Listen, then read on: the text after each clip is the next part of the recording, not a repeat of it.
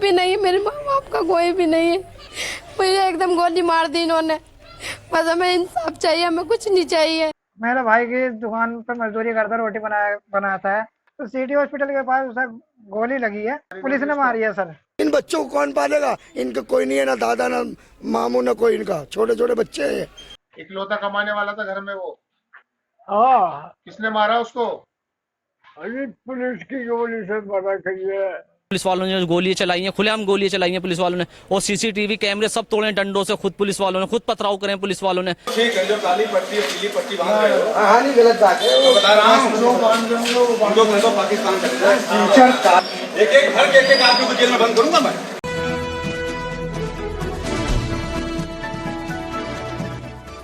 आप देख रहे हैं खबर दर खबर, शम्स तबरेज आसमी के साथ। अस्सलाम वालेकुम रहमतुल्लाह। खबर दर खबर में खुश आमदेद। पिछले 19-20 दिसंबर को हिंदुस्तान के मुख्तलिफ सूबों, शहरों, देहातों और कस्बों में लोगों ने निकलकर सड़कों पर उतरकर CAA यानी सिटीजनशिप अमेंडमेंट एक्ट और NRC के ख़िलाफ़ एहतजाज किया, प्रोटेस्ट किया और सरकार से मुतालबा किया कि वो सिटीजनशिप अमेंडमेंट एक्ट को वापस ले, NRC को ख़त्म करे। हम ये दोनों चीज़ हिंदुस्तान में बर्दाश्त नहीं करेंगे। लेकिन जिन सूबों में BJP की हुकूमत है वहाँ पुलिस के ज़रिए मुजाहिरीन पर लाठियाँ चार्ज की गई, उन पर हमला किया गया और कुछ इलाकों में फायरिंग तक पुलिस ने कर दी, जिसकी वजह से अब तक पूरे हिंदुस्तान में 30 से ज़्यादा बेगुनाहों या मुजाहिरीन की मौत हो चुकी है और उत्तर प्रदेश सबसे ज़्यादा मुतासिर है। उत्तर प्रदेश में पुलिस की रिपोर्ट के मुताबिक अब तक 18 लोगों की मौत हो चुकी है। फैक्ट फाइंडिंग रिपोर्ट जो हमारे पास आई है उसके मुताबिक 21 लोगों की मौत हुई है और कुछ लोगों का यह दावा है कि सिर्फ उत्तर प्रदेश में 28 से ज़्यादा मौत हुई है।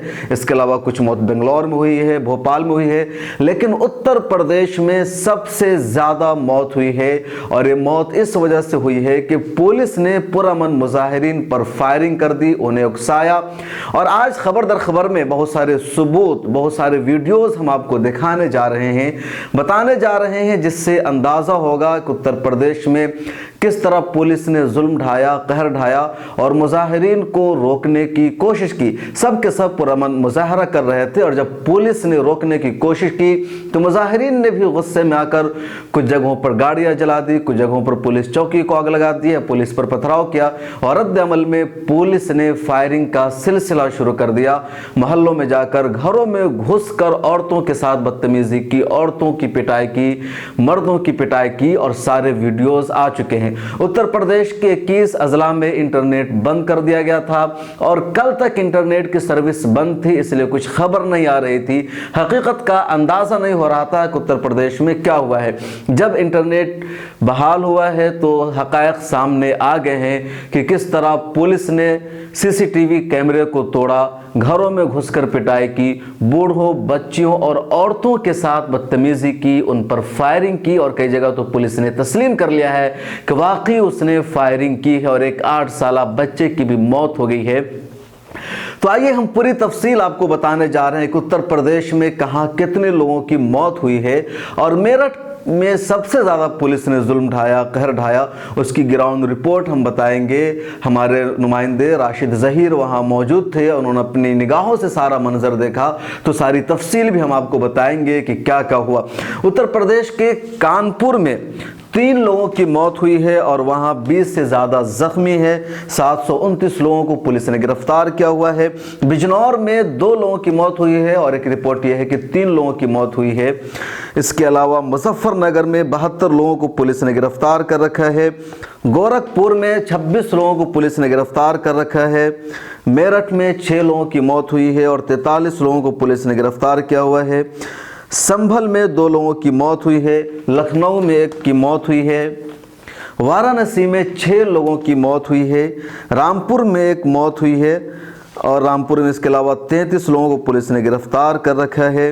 तो ये सारी तफसील उत्तर प्रदेश की जो लोगों को गिरफ्तार किया गया, इस बारे में और भी सारी तफसील है कि कितने लोगों को पुलिस ने गिरफ्तार किया है, कितने घरों पर छापामारी की गई है, कितने लोगों को नोटिस भेजा गया है कि उनका घर और उनकी जो पूरी जायदाद जब्त कर ली जाएगी और कहाँ कहाँ अनआइडेंटिफाइड एफआईआर बुक की गई है। सारी तफसीलात हम अगले किसी शो में आपको बताएंगे। आज हम मेरठ के बारे में तफसील बताने जा रहे हैं कि मेरठ में पिछले 20 दिसंबर को जुमा की नमाज के बाद यानी 2:30 से 3 बजे के दरमियान में मेरठ का जो मुख्तलिफ इलाका है, यानी कह लीजिए जो हापुर अड्डा है, गोला कुआं है, हापुर रोड है, गुमिया का पुल है, इन सब जगहों पर नमाज के बाद मुसलमान और सभी यानी हिंदूज और कई धर्म के लोग उसमें शामिल थे, सब काली पट्टी बांधकर सीएए और एनआरसी के खिलाफ पुरअमन प्रोटेस्ट कर रहे थे। सरकार से मुतालबा कर रहे थे कि आप इस कानून को वापस लो। उसी दौरान पुलिस ने उनसे कहा कि आप काली पट्टी हटाओ। मुजाहिरीन ने कहा कि काली पट्टी बांधना हमारा बुनियादी हक है और इसके जरिए हम गम और गुस्से का इजहार कर रहे हैं। पुलिस ने कहा आपको काली पट्टी हटानी पड़ेगी। मुजाहिरीन ने हटाने से इनकार कर दिया। पुलिस ने इसकी वजह से उन पर आंसू गैस का इस्तेमाल किया, लाठी चला दी। मुजाहिरीन ने भी पुलिस पर पत्थर चला दिया और पथराव किया। उसके बाद पुलिस ने जो किया वो सबसे गजबनाक हुआ।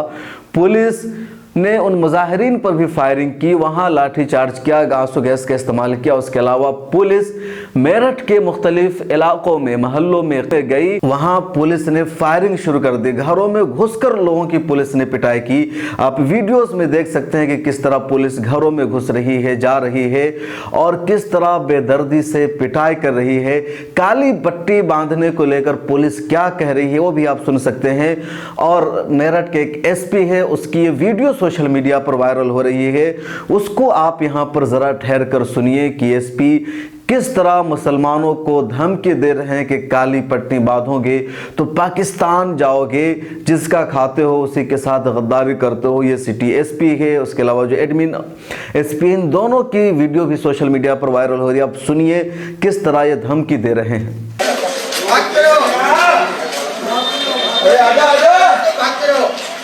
कहाँ जाओगे? इस गली को मैं ठीक करूँगा। देखो मौका दिए ना।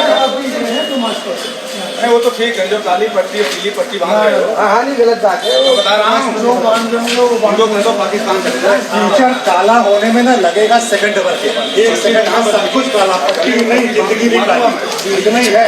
नहीं गलत बात, ठीक है। इसमें नहीं रहने का मन है, चले जाओगे। नहीं सही बात है। आओगे यहाँ गाओगे कहीं और का? बताओ सालों को, कुत्तों को। गलत बात है। मैंने फोटो ले लिया, बताऊंगा इनको, बता देना सालों को, हराम को। भाई इस गली को मैं ठीक कर, 4 थे वो, 4 थे, फोटो हो गई अभी। बुरी बात है, मुझे याद हो गई, याद रखना। जब मुझे याद हो जाता है ना तो नानी तक मैं पहुंचता हूँ, याद रखिएगा आप लोग। गली में थला कुछ हो गया, तुम लोग भी कीमत चुकाओगे। आ जाना फिर इस गली से,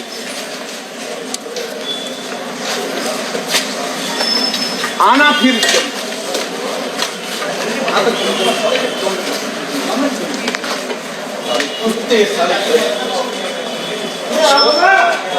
ताले आओगे, आ जाओ। बहुत बढ़िया, आराम से हो जाएंगे। इस गली को ताले ठीक कर दूंगा मैं। एक एक घर के एक आदमी को जेल में बंद करूंगा मैं। बर्बाद करके रखूंगा, चाहिए बता देना। बिल्कुल पाकिस्तान जाना क्या? 20 दिसंबर की शाम मेरठ पुलिस ने पूरे इलाके में फायरिंग की थी और उस फायरिंग के नतीजे में 6 लोगों की मौत हो गई। 5 लोगों की मौत तो उसी वक्त पुलिस की फायरिंग में हो गई और 1 मौत बाद में हुई, जिसमें से 4 लोगों का ताल्लुक मेरठ से है, उनकी शिनाख्त हो गई है, और 2 लोगों का ताल्लुक दिल्ली या किसी और जगह से था जो वहाँ गए थे, यानी उनके रिश्तेदार वहाँ थे, वो मेहमान मेरठ में थे। तो 6 लोगों की मौत हुई और सबकी तफसील हम आपको बताने जा रहे हैं। पुलिस फायरिंग में जिन लोगों की मौत हुई उसमें एक जहीर अहमद है। ये रक्षा चलाते थे, गरीब थे, जाली वाली गली में रहते थे। इनके पास एक बेटी है। इनकी बेटी का आप दर्द सुनिए कि बाप के खो जाने के बाद ये किस तरह मायूस है। मंडल लेने को एकदम गोली चली, इनकी मार दिया नहीं करके। हमें तो इंसाफ चाहिए, हमारा तो कोई भी नहीं है, अकेली हूँ मैं, तो मेरा कोई भी नहीं है, मेरे माँ बाप का कोई भी नहीं है। हमें तो इंसाफ चाहिए। इन्होंने क्यों मारा? गलती बेवाही में गए मेरे पापा, इन्होंने क्या कुछ किया? मेरे पापा ने जो है बस मंडल लेने गए थे, मुझे एकदम गोली मार दी इन्होंने। बस हमें इंसाफ चाहिए, हमें कुछ नहीं चाहिए। पुलिस वालों ने मारी। और किसने मारी? हाँ, रिक्शा चलाते हैं, हमारे पापा मजदूर है। इनका कोई कसूर नहीं था, ये प्रोटेस्ट में नहीं गए थे, अपने कामकाज में थे और शाम को घर पर थे। दूसरी मौत हुई है आसिफ टायर वाले की। ये टायर का काम करते थे, गरीब मजदूर थे और घंटे वाली गली में रहते थे। ये भी अपने घर पर थे। शाम को पुलिस वहां गई और उनको मार दिया। इनकी बीवी है जो हमल से थी और 3 छोटे छोटे बच्चे हैं। देख सकते हैं कि इनके घर वाले किस तरह बिलक रहे हैं। इनके छोटे बच्चे को आप देख सकते हैं कि किस तरह ये छोटे छोटे बच्चे हैं, कैसे इनकी परवरिश होगी, किस तरह इनका निज़ाम चलेगा।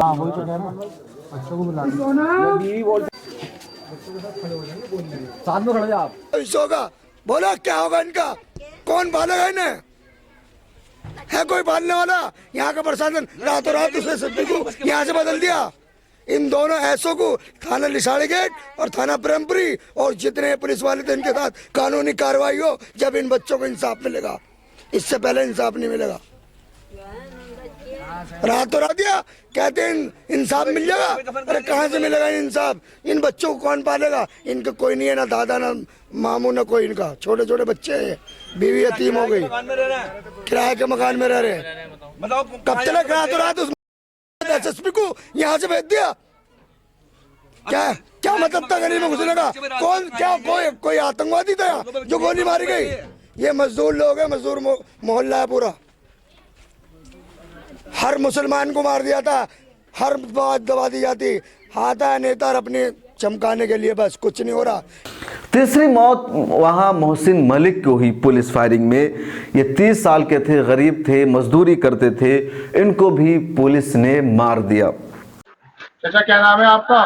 हबीब। हबीब, आपके बेटे की इसमें मृत्यु हो गई, कैसे हुई मृत्यु उसकी? साहब मैं तो घाट पे पड़ रहा हूँ। मेरा बच्चा 2 टाइम दवा खुला के रात को 11-10-11 बजे आ गया था। मैं ठीक हूँ, मैं ठीक हूँ। दवा के ढेर लगा रखे हमने और उसका माही बड़ा ही हुआ है अपन। इसके बच्चों को भी वो देखभाल रखा था। घर में इकलौता कमाने वाला था? हाँ जी, इकलौता कमाने वाला था घर में वो? हाँ। किसने मारा उसको? अभी पुलिस की गोली से मारा गई है। अच्छा, लोगों ने ये बताया पुलिस की गोली से मारा? हाँ जी, मैं तो घर से बाहर नहीं निकलता। मैं तो चौथी मौत वहां अलीम की हुई। ये रोटी बनाने का काम करते थे, ये भी गरीब थे, लेकिन इनको भी पुलिस ने मार दिया। मेरठ के अहमदनगर में ये रहते थे।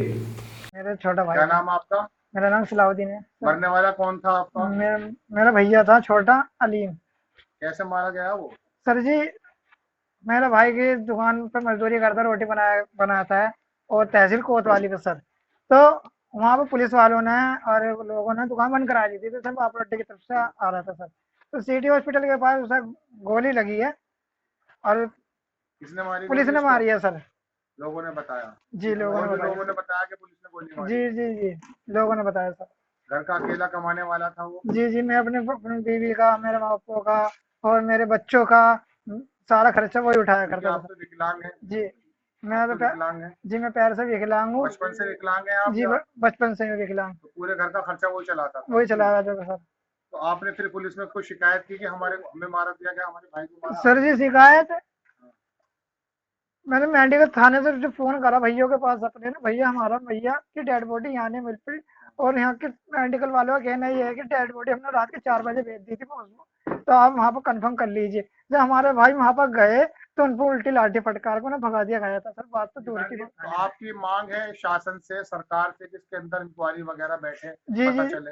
जी, पूरा हमें इंसाफ चाहिए और इंक्वायरी होनी चाहिए सर। तो आपका आरोप है कि जो आपका जो भाई मरा है वो पुलिस की गोली से मरा है? जी सर, पुलिस की गोली से मेरा। पोस्टमार्टम रिपोर्ट नहीं दी अभी आपने? नहीं, अभी मुझे पोस्टमार्टम रिपोर्ट नहीं दी है सर। और जो बॉडी हमें जो मिली है इस शहर विधायक रफीक अंसारी की वजह से मिली है, वरना हमें डेड बॉडी नहीं मिलती सर। क्या कह रहे थे? दूसरी डेड बॉडी दे रहे थे आप? जी डेड बॉडी दूसरी दिखाई थी सर हमें, जिनमें ये डेड बॉडी है और डेड बॉडी नहीं है सर। डेड बॉडी अंदर थी, फ्रीजर में थी, वहाँ के कर्मचारियों को पता था। रफीक अंसारी साहब ने जब फोन घुमाया एसएसपी डीएम के पास तो उन्होंने बताया एक डेड बॉडी अंदर है, वो देख लीजिए। तो कर्मचारी नहीं कर रहे थे, बड़ी नोकझोंक हुई विधायक रफीक अंसारी साहब की। तो विधायक रफीक अंसारी ने बड़े जबरदस्त वहाँ ताले खुलवाए और डेड बॉडी दिखाई, हमने मरने वाले की पुष्टि करी कि ये हमारा भाई है। अब आप चाहते हैं इंसाफ हो इसमें? जी जी पूरा इंसाफ हो सर। तो ये 4 मौत की पूरी तफसील हमने आपको बताई है। इसके अलावा भी 2 और लोगों की मेरठ में मौत हुई जिनका ताल्लुक बाहर से था। 20 दिसंबर को मेरठ के क्या हालात थे, वहां के लोगों ने किस तरह प्रोटेस्ट किया था, किसकी तरफ से तशद्दुद हुआ था, पुलिस ने फायरिंग क्यों की, किस किस जगह जाकर पुलिस ने फायरिंग की, ये सारी तफसीलात आप सुनिए मेरठ में हमारे नुमाइंदे राशिद जहीर से। वो बता रहे हैं पूरी तफसील। एनआरसी और सीएए का विरोध इतना भारी पड़ेगा मेरठ के लोगों का, इसका बिल्कुल अंदाजा नहीं था। जहां पर 5 लोगों की एक साथ हत्याएं कर दी गई परिवार वालों का। हालांकि आरोप यह है कि पुलिस ने सीधे गोली उनको मारी जिनसे उनके परिजनों की मौत हो गई। ये बात अलग है कि पुलिस अभी तक इस बात को एडमिट नहीं कर रही है और किसी तरह की कोई इंक्वायरी भी सेटअप नहीं है। लेकिन इस सानेहा से 5 परिवारों का बिल्कुल फैमिली पूरी तरह से छीनबीन हो गई है। किसी का कमाने वाला चला गया, किसी का बेटा चला गया है, किसी का बाप चला गया है। एक परिवार जो हमने आपको दिखाया उसमें सिर्फ एक बेटी है, उसका बाप है था खाली, उसके अलावा उसके परिवार में कोई नहीं है। कहीं एक परिवार में हामिला बीवी है और 2-3 बच्चे हैं और कोई नहीं है।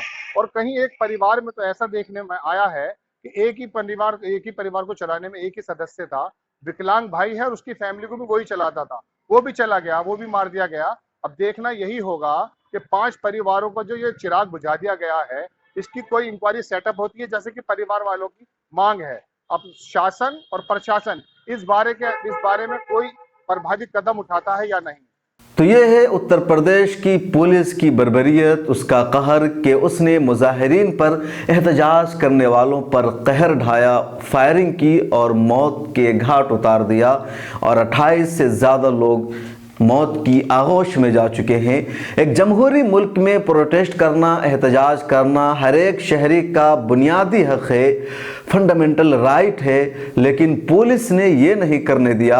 और सच्चाई यही है कि जब पुलिस और आवाम के दरमियान झड़प होती है तो उसके पीछे की कहानी यही होती है कि पुलिस प्रोटेस्ट करने नहीं देती है, पुरअमन एहतजाज करने नहीं देती है।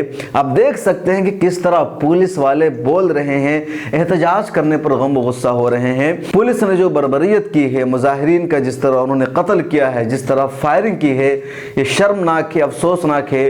और एक जमहूरी मुल्क में तो हरगिज़ ऐसा नहीं होना चाहिए, क्योंकि जमहूरियत में अपनी आवाज़ को उठाने का, अपनी आवाज़ को पहुंचाने का एहतजाज ही बुनियादी हक है।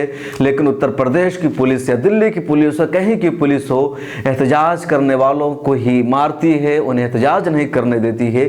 दिल्ली पुलिस को तो याद होगा अपना सबक कि जब वकीलों ने इन्हें मारा था, इनकी पिटाई की थी, तो इन्होंने इंसाफ के लिए प्रोटेस्ट किया था। लेकिन यही पुलिस प्रोटेस्ट करने वालों को आज मार रही है।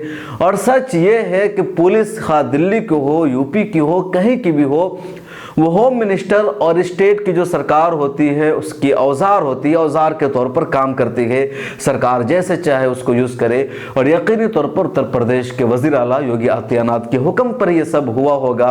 उन्हीं की तरफ से इशारा होगा कि फायरिंग करो, बेगुनाहों को मारो, कोई दरेग नहीं करना है, कुछ नहीं देखना है। और शायद इसी के इशारे पर पुलिस ने सब क्या होगा। पुलिस की जो लैंग्वेज आई है, जो अल्फाज पुलिस की तरफ से सुने जा रहे हैं, उससे देखकर तो यही अंदाज़ा होता है कि उत्तर प्रदेश में जिस तरह संघी सरकार है, शिद्दत पसंदों की सरकार है, उसी तरह पुलिस भी शिद्दत पसंदी के रंग में रंग चुकी है। खबर दर खबर में पुलिस की बर्बरियत और कहर की मज़ीद तफसीलात आइंदा दिनों में हम बताएंगे। जो अज़ला रह गए हैं वहाँ की भी ग्राउंड रिपोर्ट हम आप तक पहुँचाने की कोशिश करेंगे।